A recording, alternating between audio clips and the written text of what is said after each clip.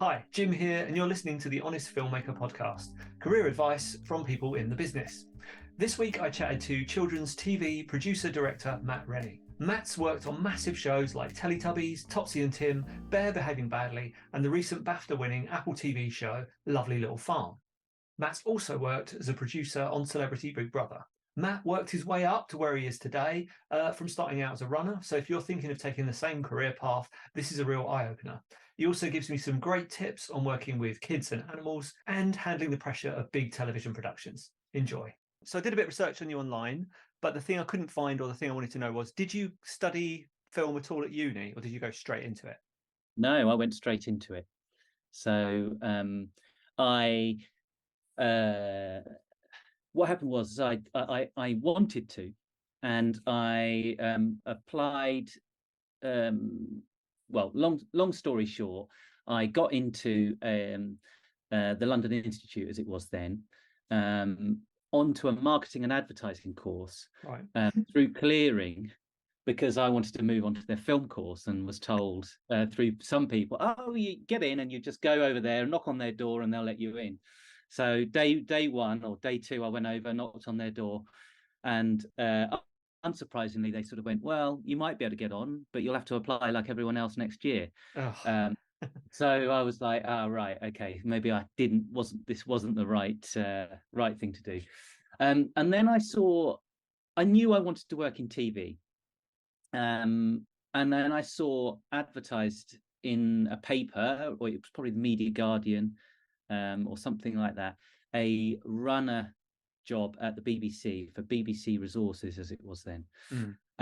So I applied for that to do part-time. They wanted a part-time runner to do the weekends. So I thought that was perfect. It would fit in with doing a degree.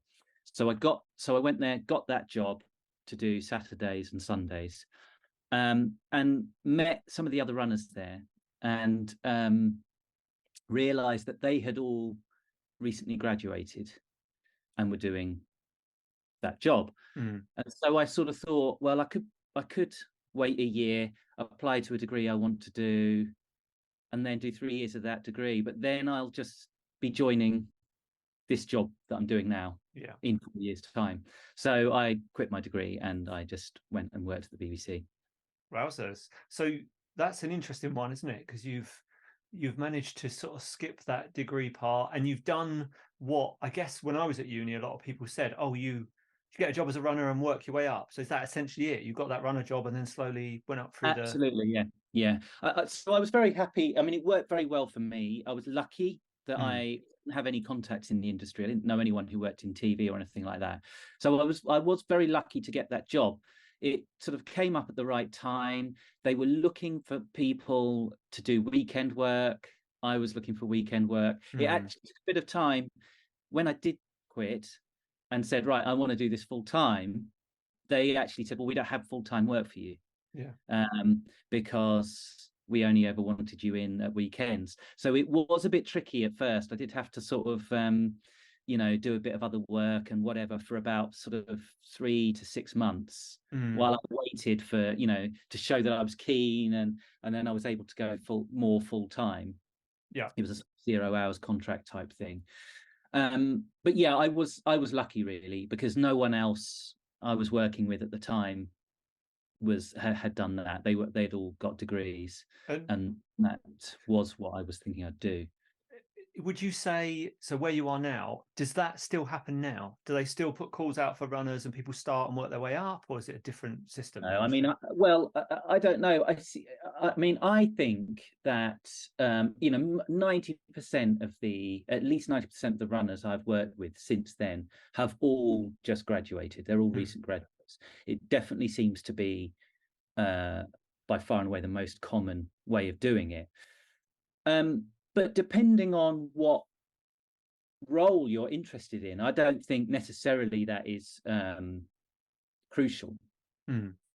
Certainly, with technical, if you wanted to go into cinematography, I would say that 3 years working, in the kit room and helping and all that sort of thing is going to be just as useful. But writing, script editing, things like that. I don't know, it would be different. So yeah, I don't think there's necessarily a right answer. Yeah. I think each individual, it worked for me, and I don't regret the route I took. Mm. And I would encourage plenty of people to consider, if they know what area they want to get into. I think there is a good case for getting out there early and trying it. Mm-hmm. But I can imagine, having not done a degree in filmmaking or TV or media, it's a brilliant way of getting to understand different departments a bit more. If you've got a sort of general feeling, I want to work in this area, but I'm not sure if it's live TV or if it's, a filmmaking, or, going into sort of videography and sort of branded content, all those different things, I would imagine doing a course would be really beneficial. Mm. And what is being a runner like? What are your memories of that? How is it? Is it brutal? Is it what do you remember? I loved it. Because, well, one, because it was at BBC Television Centre, Yeah. and I started as a runner at the weekends in the edit suites, and I wasn't interested in post production at the time. Mm. I was interested in being on the studio floor. So I was desperate to get down into the studio floor, and eventually sort of got there. But I loved it. It was probably because I was 19, 20, and it was my first proper job, and I was actually getting paid to do something that was really fun. Mm. So I loved it. I think it's a really great way to learn. I think the higher up you go, the best people I've worked with have all been runners. I think it's Oh, really? yeah, definitely, because it's such a great way to understand the process of how things are made, but also really appreciate good management, people skills, because you are the person that people will the easiest person that people can talk down to. Yeah. And so it's a really great way to see when someone is treats you with respect, or brings you in, or teaches you something, or just keep as a runner, it's fantastic, and you remember that. I guess it's a bit like everyone says about everyone remembers a great teacher. And the same is true I think as when you're a runner. And you don't, and I certainly never forgot those things, and then sort of try and remember those when you're sort of climbing up as well. Yeah. I think it's really, really helpful, really beneficial Yeah. to do it. Oh, that's interesting. And what sort of shows were you working on when you were a runner? So it was on this. It was great. I got to sort of be a studio runner on all sorts of things, like occasionally things like Top of the Pops, or it would be chat shows. I did a lot of, at the time, Johnny Vaughan was doing a lot of chat shows for the BBC, so I did a lot of those. Only Fools and Horses was being filmed. Really? Yeah, so I got to be a Wowzers. runner on that for a bit. Yeah. Pints of lager and a packet of crisps was being shot there. Oh, Got to be wicked. around that. Election night, doing sort of picking up politicians and people and bringing them up to the studio. Question time, used to love doing that. Get the questions from the audience and bring it into the producers.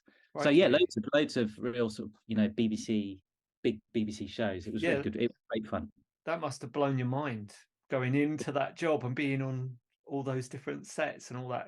That sounds amazing, especially as a young person. It's kind of, it was like a dream. It was a total dream. It was a total. I cannot believe how lucky I was to get that. It was a brilliant introduction. I loved, at the time, I loved live TV. That's what I wanted to work on, and a lot of the shows I was working on were live. So in that way, it was just brilliant. I remember the first day I was being shown around, and we were walking up to the stage door at TV Centre, and Vanessa Feltz had just arrived. Yeah. And it was the first celebrity I saw, and I was absolutely starstruck. I was like, "Whoa, look, that's Vanessa Feltz!" And they all turned to me as if I was, completely mad, and realised about 2 weeks in, that seeing the likes of Vanessa Feltz there was not really the pinnacle. You're going to see many more, much bigger stars, but I'll always remember that one. Yes, that reminds me. I had a similar experience where I was with an ITV producer, and I saw Sid. I'm trying to think of his name. Ricky Butcher. Sid Owen, is it? The guy who plays Ricky? Yeah, on EastEnders. And I was like, oh my God, it's Ricky Butcher. I think that's the character's name. But the guy is an ITV producer, so he's obviously, and kind of thing. But at the time, when you're younger, you're kind of, it's him off the telly. This is incredible. He's here. And he's also, he's in a working environment, and I'm in that working environment. Isn't that nuts? Exactly. Yeah. Exciting stuff. Like that. So jumping ahead a bit, I've looked through your CV. I've got edit producer on Bear Behaving Badly. Can you explain to those who don't know, what is an edit producer? What does that role entail? So an edit producing is one of my favorite roles out there. It's basically essentially the creative part of the post-production process. So a show will get shot,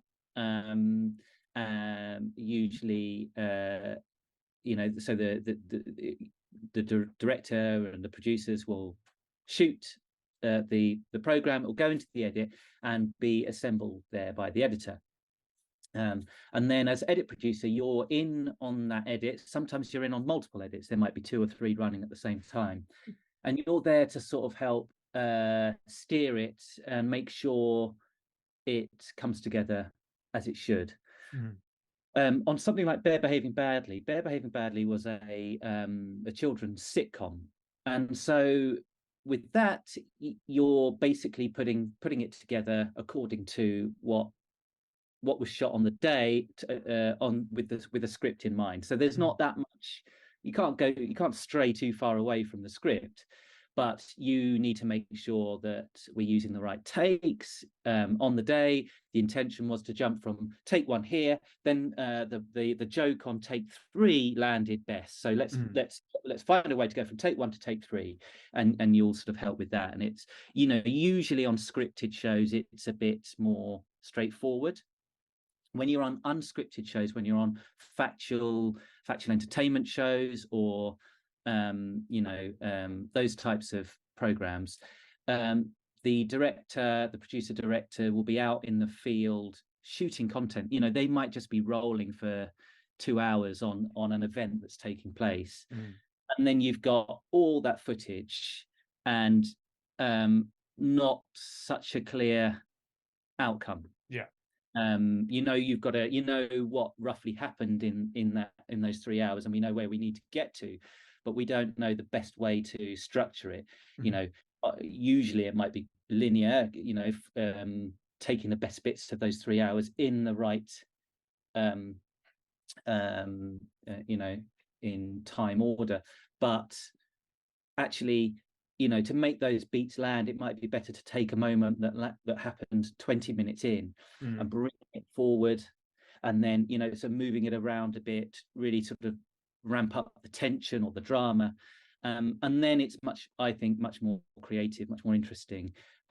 You're writing voiceover, and you're finding music to help it. You're doing much more on an unscripted show in the edit as an edit producer than you are on a scripted show, and it's great fun. I think it's really fun. So it all comes to you're in with an editor, you put it all together, then it goes back to producer director, does it, and they give it the final thumbs up? Quite often as a director you'll go in and edit produce, not always. So so you will offer, you will get as a director, you probably will get a pass on it, but because you're probably edit producing it. But then sometimes on shows you're not. You're going out, you're filming the content, and then it's going into the edit. The edit producer's having a go. Then it's going to the series producer, or the exec producer of the in the production team. They're getting a say. You're getting another, you're recutting or adjusting based on their notes, and then it will go to the broadcaster or the client, whoever that is. They'll have a watch. They'll give you notes. You'll then implement those notes, and then they'll probably have another viewing before you then picture lock it. Yeah. At that point. So obviously you've done producing, but what point did the directing stuff come in? Where were you, and how did you kind of move into that? Yeah, so as I mentioned, I really like live TV. That's what I wanted to get into, and I sort of did a lot of live TV for a while, and then I started doing a few other bits and pieces, and one bit that came in was producing and directing the VT inserts for the Teletubbies. So the Teletubby tummies light up and you go in and the kids doing stuff. So it was doing that, and I thought, oh, okay, yeah, that could be, I'll do that. That seems, all right. It could be interesting. And it was definitely the hardest job I've ever done. And still is, by far the hardest job I've ever done. And so I did those, and then from that, working with 3-year-old children, trying to get performances from them, and it was hard. But from that, the company I was working for asked if I'd be interested in, I think because they could see the way I was getting performances from children was quite interesting, and they said, would I be interested in directing a couple of full episodes of Teletubbies? And it's not hadn't been something I'd thought about up to that point, but it sort of came at the right time. I'd sort of got a bit bored of live TV, and felt quite samey. So I thought, yeah, that'd be a really interesting challenge. So I did that and loved it, and then from that I've been moving more and more into directing scripted shows from there, really. And Teletubbies, a huge sort of iconic TV show, and it's you kind of, it wasn't a reboot, it was like a refresh, was it? Or yeah, I mean, it was sort of, I think they call it a reboot. It was but basically the Teletubbies hadn't been made for about 20 years. So all the previous episodes were in SD.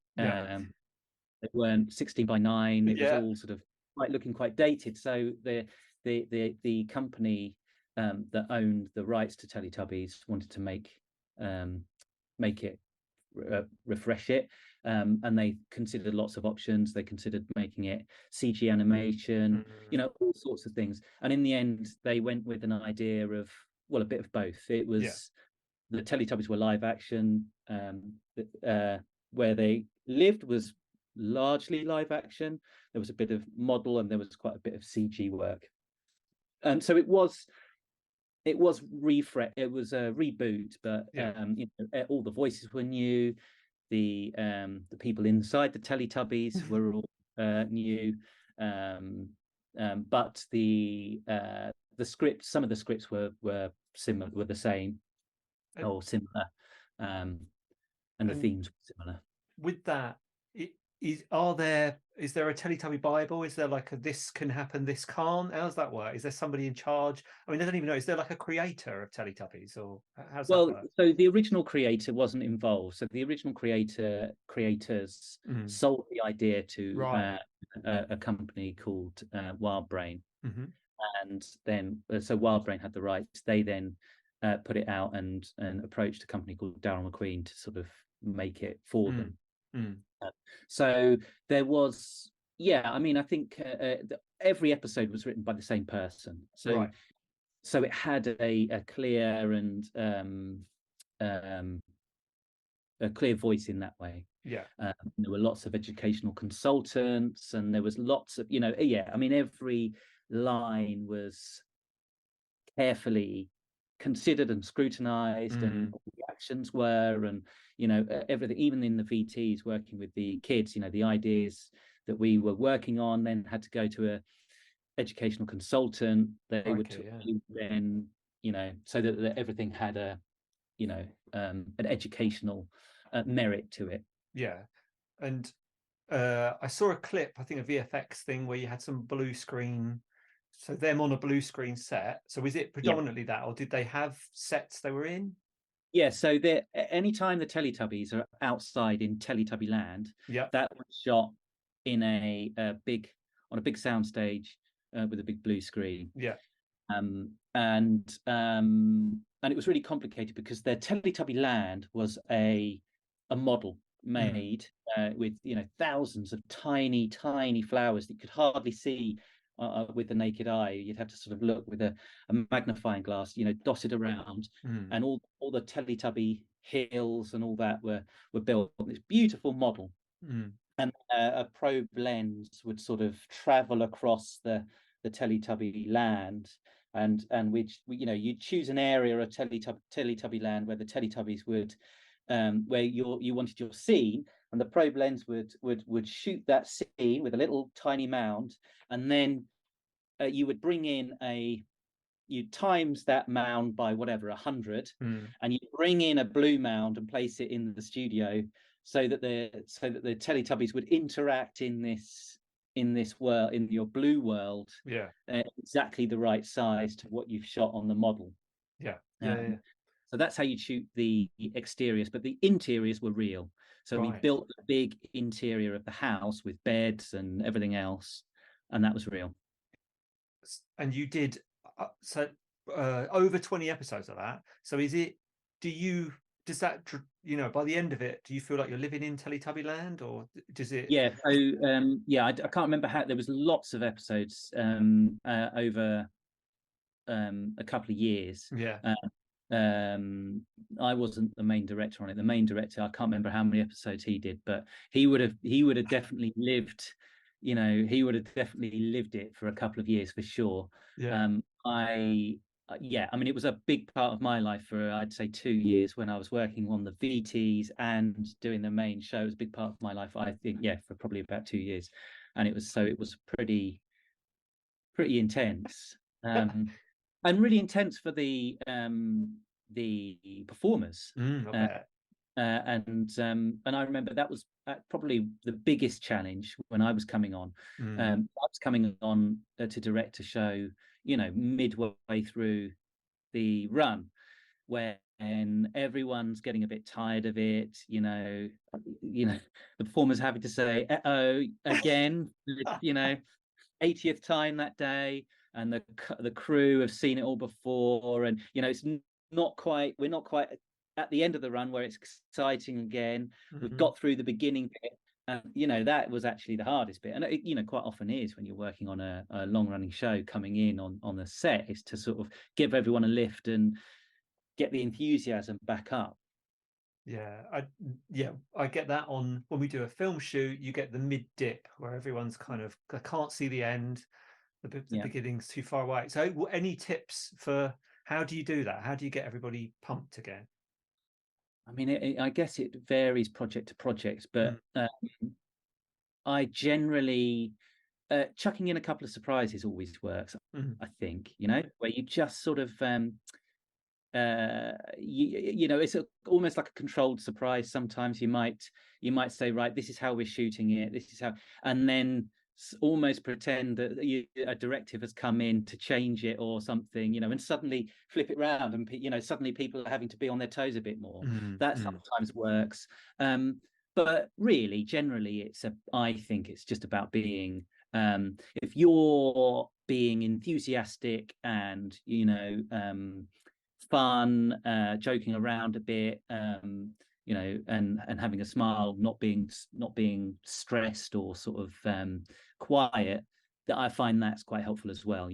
As long as you're coming in with boundless energy, then that does sort of reflect onto others a bit. Yeah, definitely. So the old adage, don't work with kids and animals. So you've done both of those things. A lot. A lot of times so somebody might be doing I've seen a few actually, graduation films, and it's got a child actor in it. What would be your tips for working with child performers? Well, I would say the most important thing is not to talk down to them, not to think that you're dealing with someone who doesn't understand the complexities of what you're doing, or their role isn't significant, or they're not going to do it right, or I don't know. You see also simple things like, depending if they're quite young, don't stand up and talk to them like this, look down at them, just get down to their level and talk to them. Engage with them, and listen to their suggestions and make them feel a part of it. That will really help at the beginning. Then finding the balance between giving them enough information but not giving them too much. Don't over rehearse them, keep it slightly fresh. With younger children, often it's better to not really rehearse at all. Give them, make sure they've got their lines, and then just place them in the scene. And just sort of let them experience it for real for the first time. A lot of I wasn't the director on it, but I was edit producing a kids drama series called Topsy and Tim. And the thing they would do a lot is they would rehearse it or discuss it without the kids there, and they would anticipate where the children would go and make sure they had coverage, and then place them in. And often they would sort of go, okay, well, we want the kids to go to the table, and the scene is going to happen at the table. We're not going to tell them to go to the table. But that's where we want them to go. So the best way to do that is put a couple of glasses of orange juice on the table, and they'll go straight to it. And we often did that on things like Waffle the Wonder Dog as well. We had to think, right, okay, if we want them sitting at the sofa, let's just put a glass of orange juice at the coffee table. They'll go over, have a sip, sit down, and they're in the position you want them to sit in, without saying, go and sit over there. Because if you tell them to go and sit over there, they'll come on, look, and then and it just doesn't look right. I can imagine.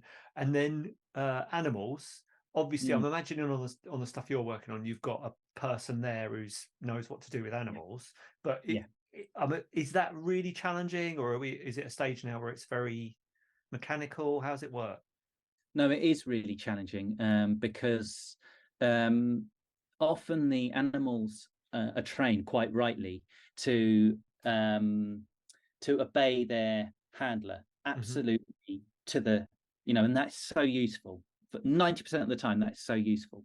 But if you're working on shows where the animal is the lead cast almost, or is certainly a crucial cast member, you need them to have a bit more personality sometimes. And them looking to their handler the whole time can be quite tricky, because the handler will be, in the wrong place at the wrong time or something, so it can be really, really difficult. And so I found on the a show I've recently made for Apple, it was based on a farm. There were loads of animals, that actually sometimes it was better to get an animal that was really much less trained. The animal handlers didn't like it that as much, because we'd say, right, we need them to do this, and they'd say, well, you told us not to train it, so don't expect us to we can't guarantee that sheep is going to go from there to there like you want it to. But actually, sometimes you get much more natural performances from animals. They were less trained. So again, it's a similar thing to working with young children. It's finding that balance between the right amount of training, in a way. And that, talking about the Apple show, all of the Apple stuff, we've got Apple TV, the production value and the quality of it is just, it's on like a next level. Is the secret ingredient money, or what's the kind of, why do they all look so slick and polished? And money. So well, so that Apple show was, it was a next level up for me as well, with budgets, with with budgets come a whole nother level of crew that you wouldn't really work with, people who would never normally dream of working on the types of shows you're working on. will suddenly do it, you know, or like, so the VFX on that Apple show was done by Industrial Light and Magic. Yeah. And certainly I would never have been working on Industrial Light and Magic on any of the BBC shows I've done before that, Yeah. or things like that. So you are suddenly dealing with, you know, much better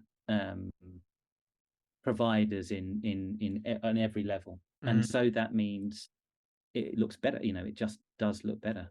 And so that show has live animals, children, puppets, and VFX in it. So that sounds like a nightmare to me. It was definitely challenging. It was really challenging. There were lots of things, you know, lots of things that none of us knew whether it would work or not. You know, it and then we had to sort of all sort of work together. Once it all came together, we all had to start working together to sort of work how to make it work, because sometimes, especially with the animatronic puppetry, it was really difficult to make sure that was, you know, so many technical elements in that you know, we were all aware it was going to be like that, but I don't know, simple things like so the animals, you know, they're all, you know, they've got hundreds of servos in the eyes, the expressions, the mouth, that, and that's being operated by, you know, people offset with controls, and they're having to get a feed, you know, of the cameras. But if that feed is slightly delayed, or, you know, something goes, then it all falls down. So that was happening all the time, you know, and it was trying to make that reliable, trying to make sure that was all working. And then you know, the servos would overheat and smoke would start coming out their eyes.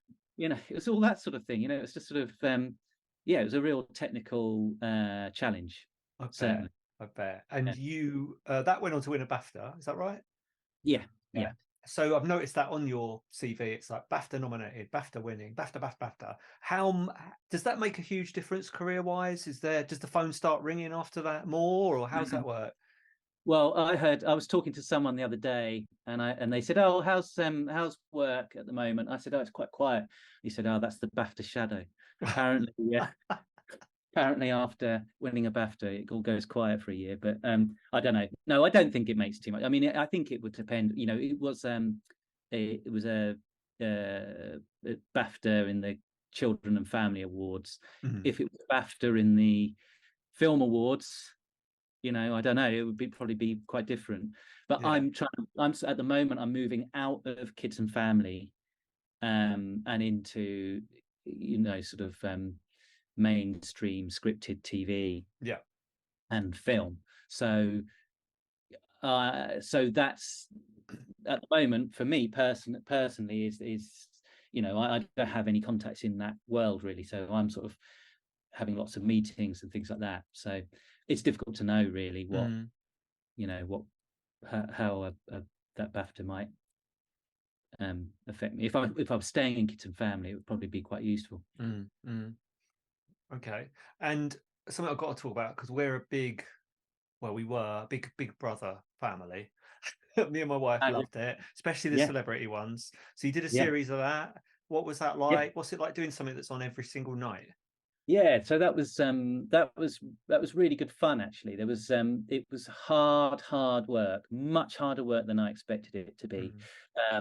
There was quite a lot of training in the run up to understand how to do it. And it was great. The position I was in, I was story producer, and it was a really varied and interesting role. You'd be doing things like being the voice in the house. Oh, right. Cool. So when you need to sort of announce something, you go in, "This is Big Brother, would you please stop, I don't know, whatever they're doing," or be in the diary room. So you'd be asking them questions in the diary room and talking to the housemates. That was good fun. That was really interesting. Then you'd be doing things like overnight producing. That was really tough, because you'd turn up at 11:30 and you'd take over the gallery from the day producer, and you'd come in, and it was usually at the point where they like stopped serving alcohol, but everyone was completely pissed and arguments were happening. So you sort of walk in, and you've got a frazzled producer going, right, gives you a sheet. This, these are the stories today. This one's finishing. This one's still going, as you can see, but we think, we're going to calm that down.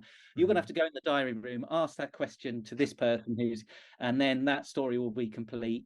And then you got to put them to bed. So you sort of go in and you start the first sort of 2 hours is like completely frantic. And then you start, turning off the lights in the different parts of the house because you just need to get them to bed. And, as soon as you've got the story for the day, you go, right, okay, let's start turning off the lights to get them to bed.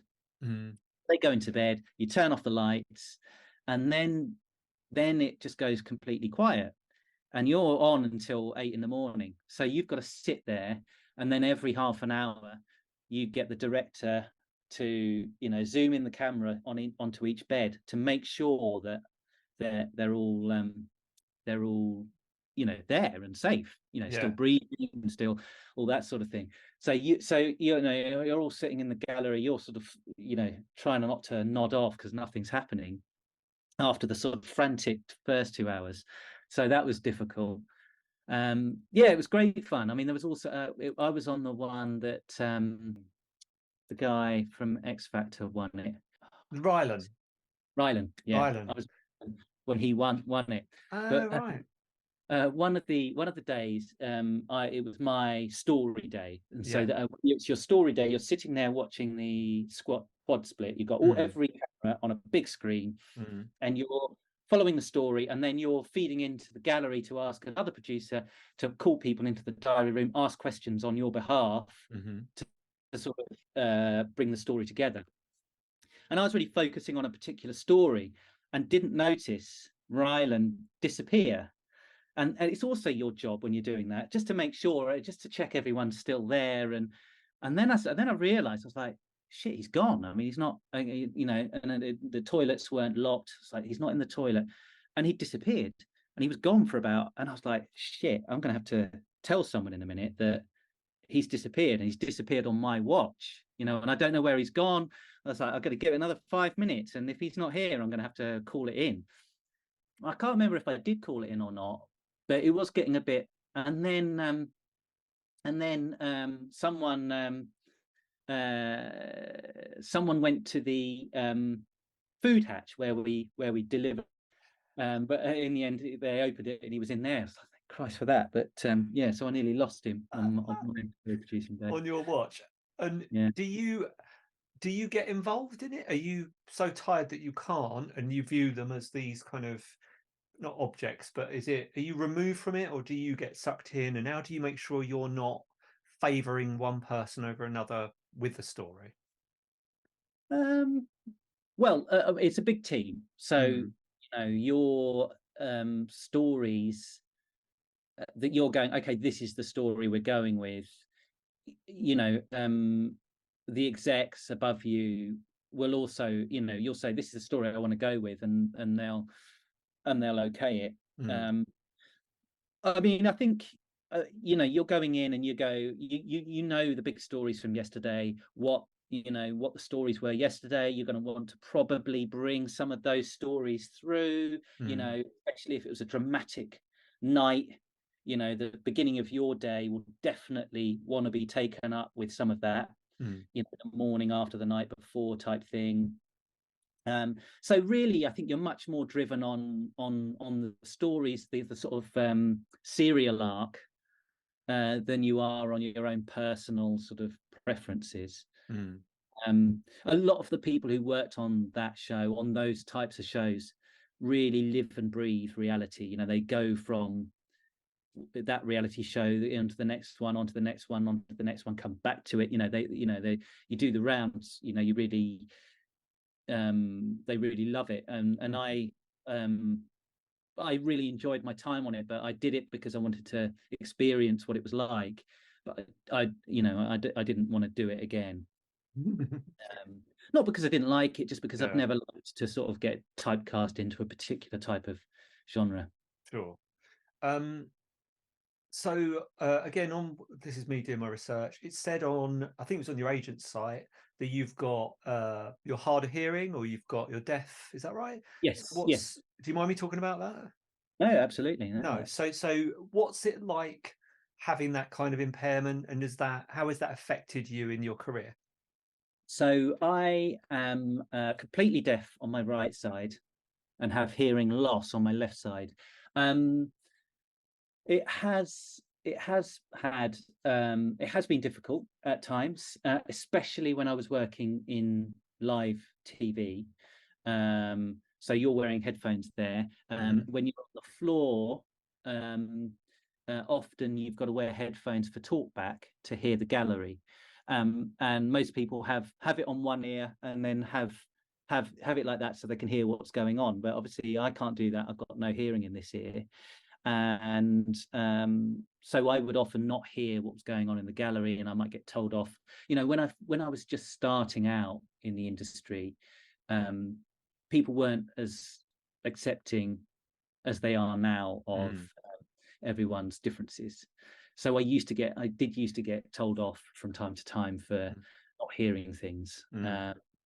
And also at the time, growing up, I was told not to wear hearing aids. I now wear hearing aids. Yeah. So, it was about, you've got to learn to adapt to exist in this world with what you've got. And so I missed, I didn't hear loads of things. I mean, it's bizarre now when I think about it. So it was always quite difficult because I didn't wear hearing aids. I wouldn't hear a lot of things. And also by not wearing hearing aids, people wouldn't know that I was hard of hearing. And so they wouldn't be as understanding. They would sort of tell me off. I'd have to say, "Oh, sorry, I'm deaf in this ear. I don't hear," and then, "Oh, well, next time, whatever." So it was really tricky. And then, I went back to the NHS, got hearing aids, and it got a lot easier then. I can hear much more, but also I think crucially, it flags to people that, I am hard of hearing. So people tend to be more understanding. I still probably tell people on set at the beginning, just because sometimes, I still, of course, won't hear people, especially if they're on the side that, I don't hear, or if I can't lip read, I'll often be saying, "What was that? What's that?"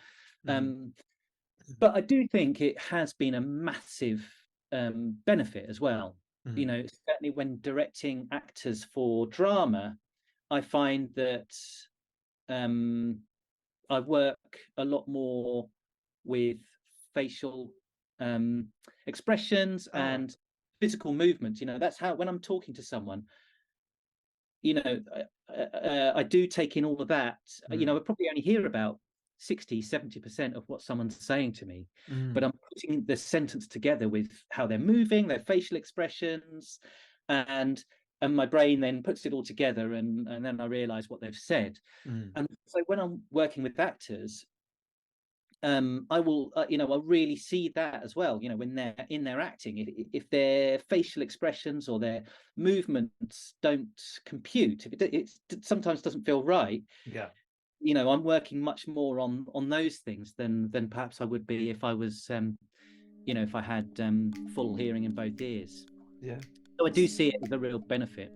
Thanks for listening. If you want all the behind the scenes information that's going to help you with a career in a creative industry, then please do subscribe.